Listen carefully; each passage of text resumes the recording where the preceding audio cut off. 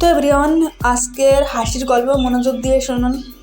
Honours pass করেও এক যুবক দীর্ঘদিন ধরে চাকরি পাচ্ছে না। হঠাৎ একদিন চিড়িয়াখানায় তার একটা চাকরি হয়ে গেল। চিড়িয়াখানার বাঘটা হঠাৎ করে মারা যাওয়ায় খাঁচাটা শূন্য পড়ে আছে।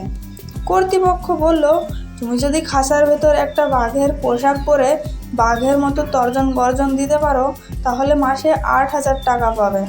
বেকার ছেলেটা তাতেই রাজি। রোজ চিড়িয়াখানা খোলার আগে সে বাঘের পোশাক পরে খাঁচায় ঢুকে পড়ে।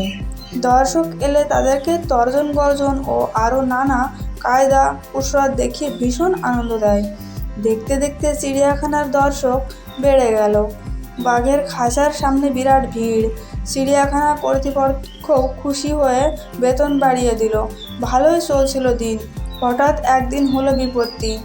বাঘের খাঁচার পাশেই ছিল সিংহের খাঁচা। দুই খাঁচার মাঝে একটা লোহার জালের বেড়া।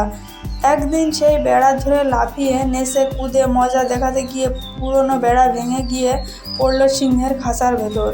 এখন কি হবে? পৈতৃক প্রাণটা বুঝি আজ সিংহের হাতে গেল। ভয়ে জবুথবু হয়ে খাঁচার এক কোণে বসে দোয়া দ্রুত পড়তে লাগলো বেচারা। এদিকে সিংহ কিছুক্ষণ চুপ করে বসে থেকে ধীরে ধীরে উঠে দাঁড়ালো। তারপর আস্তে আস্তে এগিয়ে আসতে লাগলো তার দিকে। ভয়ে তো তার প্রায় হার্ট অ্যাটাক হবার জোগাড়। এদিকে সিংহটা একেবারে কাছে চলে এসেছে।